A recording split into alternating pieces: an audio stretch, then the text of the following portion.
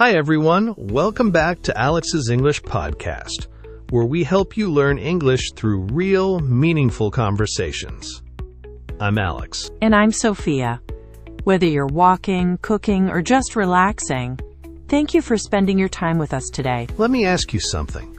Have you ever felt completely drained, even on days when you didn't do much? Oh yes. Sometimes I feel exhausted, even though I just stayed home all day. It's like my energy just disappeared. That's more common than we think.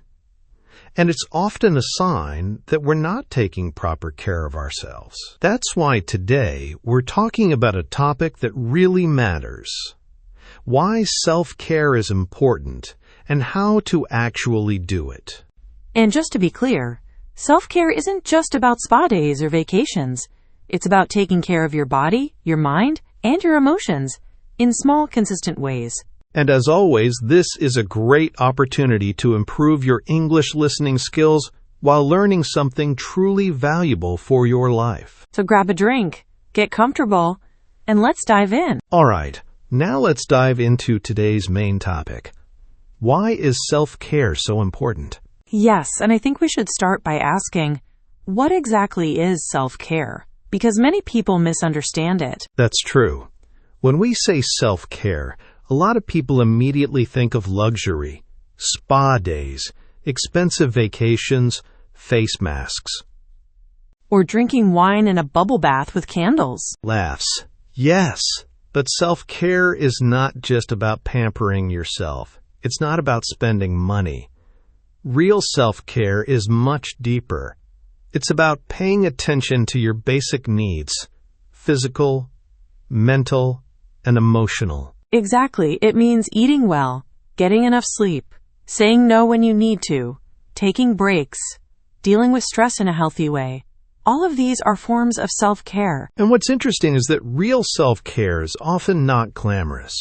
It can be boring, like going to bed on time or turning off your phone for a while. Or scheduling a doctor's appointment you've been avoiding. It's not fun, but it's necessary. So let's break it down. Self-care has three main parts: body, mind, and emotions. We can call them physical, mental, and emotional care. For physical care, we're talking about sleep, exercise, eating habits, and even hygiene. When your body feels good, everything else works better too. For mental care, think of things like learning, reflection, and managing stress. It's about keeping your mind clear and calm, like doing meditation, journaling, or simply unplugging from your phone. And emotional care is about honoring your feelings. It means letting yourself cry if you need to, setting healthy boundaries, or asking for support when you're overwhelmed. Now here's the thing. When we ignore these areas, there are real consequences. Let's talk about what happens when we don't take care of ourselves. First of all, stress.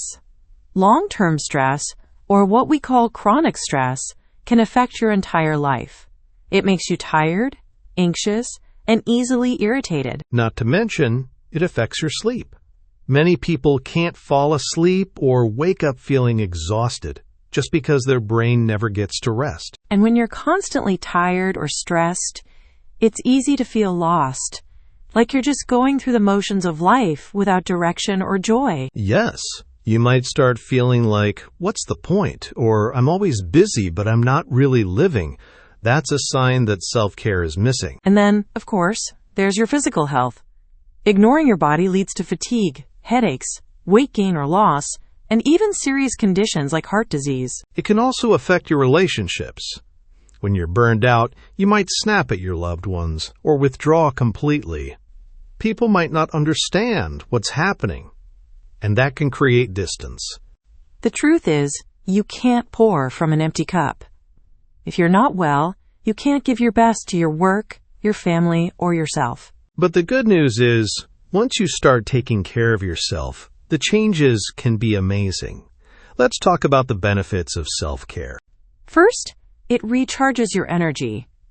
Just like a phone needs charging, your body and mind need time to rest and reset. And with more energy, you're more productive, more creative, and more focused. Second, it helps you stay mentally strong. When you care for your emotional health, you become more resilient. You bounce back faster after stress or disappointment. You also begin to understand yourself better. You recognize your limits, and you stop feeling guilty for putting yourself first. And the beautiful part? When you treat yourself with kindness, you naturally become more kind to others. You listen better, love deeper, and support more freely. So in a way, self-care isn't selfish. It's generous. It's how you become your best self for the people and things you care about. And it's not a one-time thing. It's a lifestyle.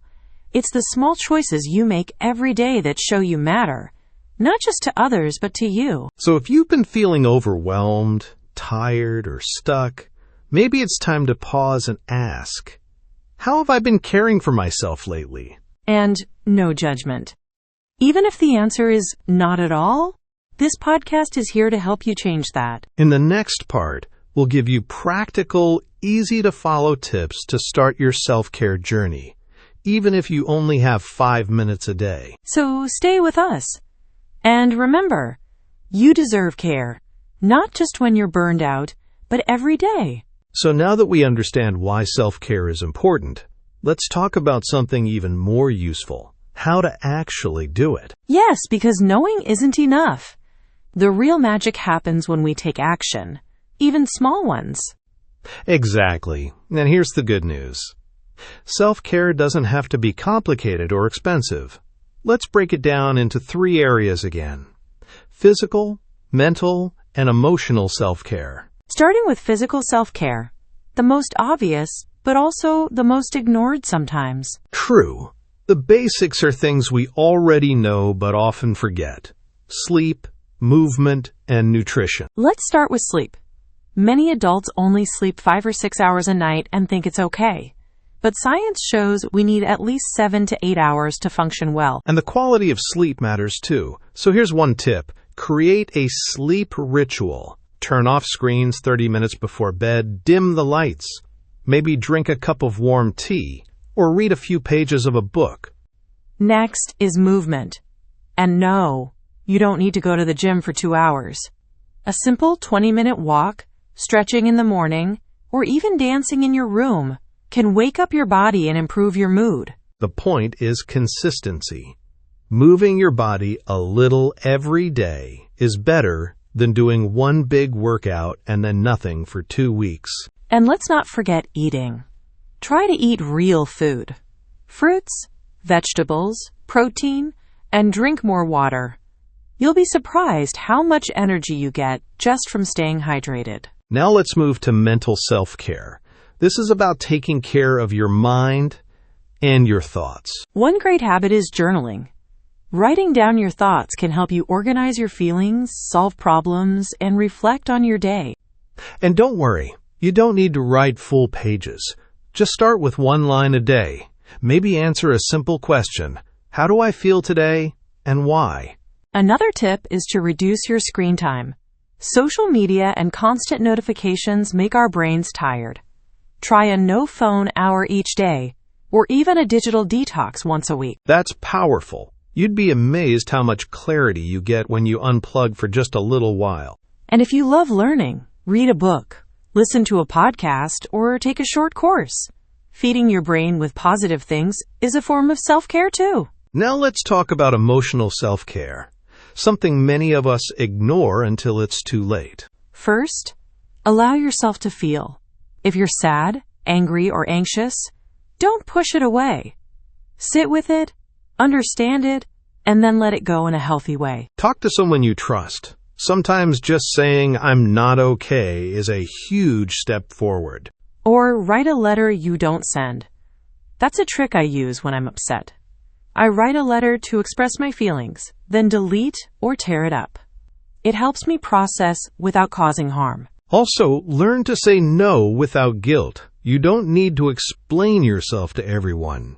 Saying no to others can be saying yes to yourself. And don't forget joy.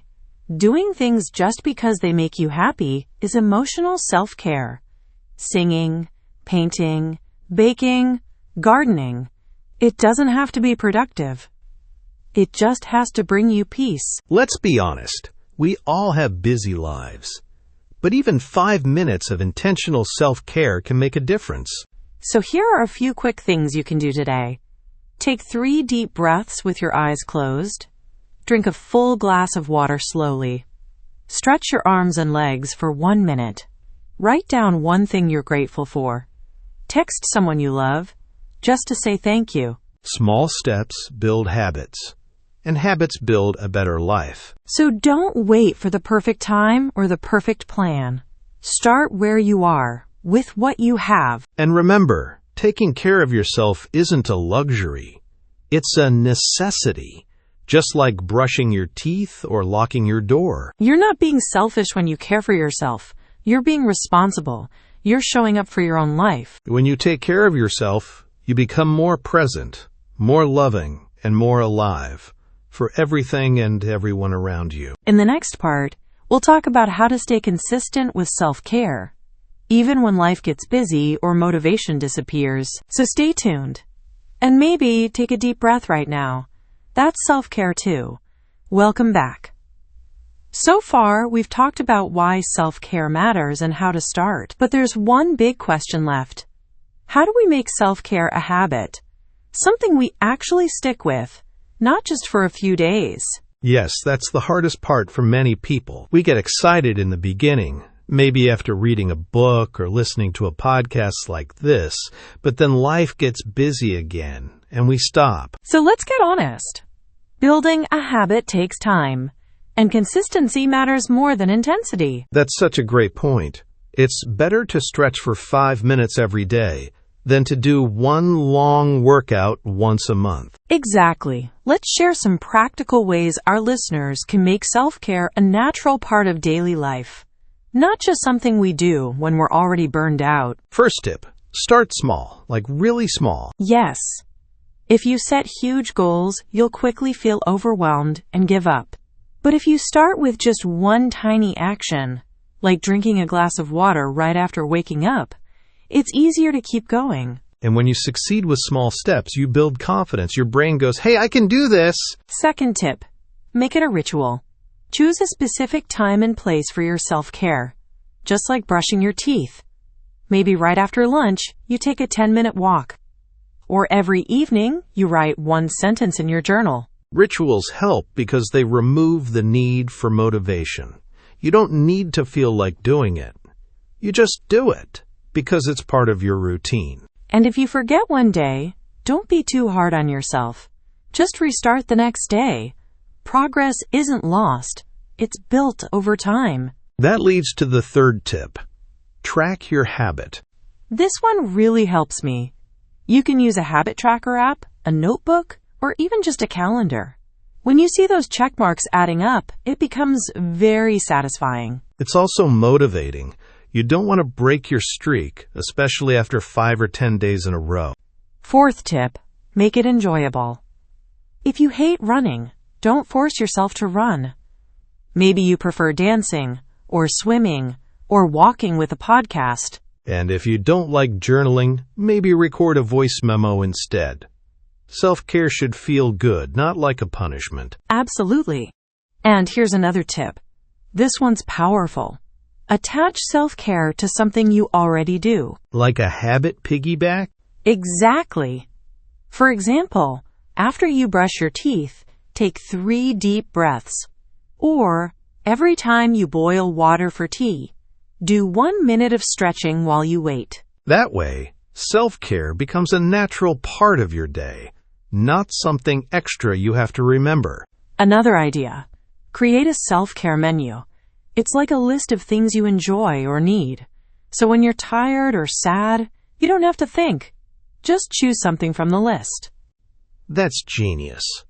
It can include simple things like, listen to one song I love, go outside for 5 minutes, call a friend, drink warm lemon water, watch something funny. And now, a big one. Have accountability. Oh yes. When you tell someone your goal, or even better, do it with them, it becomes easier to stay consistent. You can text a friend, join an online group, or even share your progress on social media. You're more likely to follow through when someone's cheering you on. And let's not forget, Celebrate small wins. Don't wait until you've meditated for 30 days in a row. Celebrate after day 1. After day 3. It keeps your brain excited. Reward yourself. Say something like, I kept my promise to myself today. That kind of positive self-talk is part of self-care too. And here's the final tip. Be kind to yourself. You'll have days when things don't go as planned, and that's okay. You're not failing. You're learning. And every time you return to your self-care habit, you're building strength. So don't aim for perfect. Aim for consistent effort with lots of self-compassion. Let's do a quick recap for our listeners. 1. Start small. 2. Make it a ritual. 3. Track your progress. 4. Enjoy the process. 5. Attach it to existing habits. 6. Create a self-care menu. 7. Have accountability. 8. Celebrate small wins. 9. Be kind to yourself. That's a powerful list. If you choose just one of these ideas and stick with it, your life will feel very different in just a few weeks. And remember, self-care is not selfish. It's how we stay healthy, happy, and grounded, so we can keep giving our best to the people and things we love. In our next episode, we'll be sharing real-life stories from listeners who started their self-care journey and how small changes led to big transformations. Don't miss it. And before we go, what's one small thing you'll do for yourself today? That's your homework. And of course, keep listening, keep learning, and take good care. So, we've come to the end of today's episode. But really, this is just the beginning of a more intentional and loving relationship with yourself. You deserve care. Not just when you're tired. Not just when everything falls apart. But every single day. Because your well-being matters. And remember, self-care doesn't have to be loud or dramatic. Sometimes, it's as quiet as turning off your phone, saying no, taking a nap, drinking water, breathing deeply, smiling at yourself in the mirror. And if there's one thing we hope you take away from this episode, it's this. You are allowed to choose yourself, not someday, but today. So here's our challenge for you. Before this day ends, do just one small act of self-care. Something easy, something kind, something just for you. And if you'd like, share that moment with us. You can leave a comment, tag us on social media, or simply send a message. We'd love to hear how you're showing up for yourself. And if you found this episode helpful, don't forget to follow Alex's English podcast, share it with a friend, or even re-listen as a reminder when life gets busy again. Thank you so much for spending your time with us. You're not alone on this journey. We're walking it together, one breath, one choice, one gentle moment at a time. Take care, stay kind, and keep growing. See you in the next episode. And until then, be good to yourself. You truly deserve it.